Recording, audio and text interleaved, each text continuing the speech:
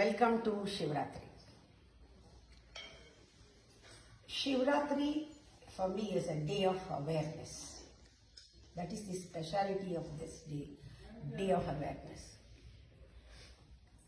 Today you have to jump into experience.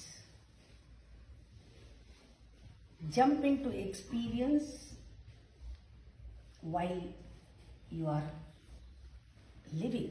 living experience. That is what is called religion. Religion is experiencing deeply. That is religion.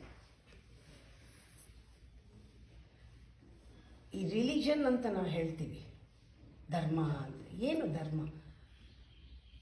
ಯಾವುದೇ ನೀವು ಮಾಡ್ತಾ ಇದ್ರು ಅದರಲ್ಲಿ ಸಂಪೂರ್ಣವಾಗಿರೋದೇ ಧರ್ಮ. Being into things. ನೋಡುವಾಗ ಇವತ್ತೊಂದಿನ ಆದ್ರೂ ಒಂದು ವ್ರತ ಮಾಡಿ. ಎಲ್ಲರೂ ಮೌನ ಮಾಡ್ತಾರೆ, ನೀವು ಆ ವ್ರತದಲ್ಲಿ ನೋಡುವಾಗ ಸತ್ಯದಲ್ಲಿ ನೋಡಿ, ಸತ್ಯವನ್ನು ಕೇಳಿ, ಸತ್ಯವನ್ನು ಹೇಳಿ, ಸತ್ಯದಲ್ಲಿ ಇರಿ. That is religion. ಇದಕ್ಕೆ ಬೇಕಾಗಿರೋದು you have to jump into awareness, jump into experience. ನನಗೆ ಅನುಭವ ಬೇಕಂತ ಇವತ್ತು ನಾನು ಅನುಭವಿಸ್ತೀನಿ, ಈ ದಿವಸ ನಾನು ಅನುಭವದಲ್ಲಿ ಇರ್ತೀನಿ, ನನ್ನ ಸ್ವರೂಪದಲ್ಲಿ ಇರ್ತೀನಿ ಅಂತ ಜಂಪ್ ಮಾಡೋ ದಿವಸ ಇದೆ. ಎಲ್ಲರೂ ಹೇಳ್ತಾರೆ ಸತ್ತ ಮೇಲೆ ಶಿವೈಕ್ಯವಾದರು ಅಂತ. That is traditional old condition mind ಹೇಳೋದು ಹೀಗೆ. ಶಿವ ಅಂದರೆ after death, beyond death, it's something after life ಅಂತ. ನೀವು ಈಗ ಈ ಕ್ಷಣದಲ್ಲಿ ಅದಕ್ಕೆ hope for the guest now ಅಂತ.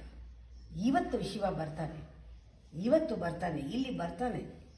ಅದಕ್ಕೆ ಅವನನ್ನು ನೋಡಕ್ಕೆ ಬಂದಿದ್ದೀನಿ ನಾನು. To meet Shiva I am here. ಸತ್ತ ಮೇಲಲ್ಲ, ನಾನು ಇವತ್ತೇ ಶಿವನ್ ನೋಡೋದು. ದಟ್ ಹೋಪ್ ಇರಬೇಕು ನಮಗೆ. ಇವಾಗ ಯಾರಾದರೂ ಗೆಸ್ಟನ್ನ ನಾವು ಕಾದರೆ ಹೇಗೆ ಕಾಯ್ತೀವಿ ಅಲ್ವಾ? ಮನೆಯಲ್ಲೆಲ್ಲ ರೆಡಿ ಮಾಡಿಕೊಂಡು ಇದೆಲ್ಲ ನಾವು ರೆಡಿ ಮಾಡ್ಕೊಂಡು ಶಿವನಿಗೋಸ್ಕರ ಕಾಯ್ತಾ ಇದ್ದೀವಿ. ದಟ್ ಫೀಲಿಂಗ್ಗೆ ನಿಮ್ಮ ಮೈಂಡಲ್ಲಿ ಒಂಚೂರು ಪೊಲಿಟಿಕಲ್ ಮೈಂಡ್ ಇರಬಾರ್ದು. ಅದಕ್ಕೆ ರಿಲಿಜಿಯಸ್ ಮೈಂಡ್ ಅಂದರೆ ಏನು? No politics, no diplomacy. ಏನಿದೆ ಅದೇ ನೋಡೋದು, ಅದೇ ಕೇಳೋದು, ಅದೇ ಸತ್ಯ.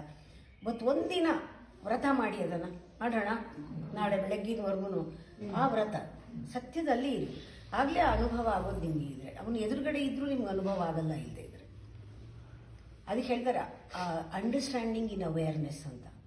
Understanding awareness is not of the head, it is of the heart. It is insight. It is an experience.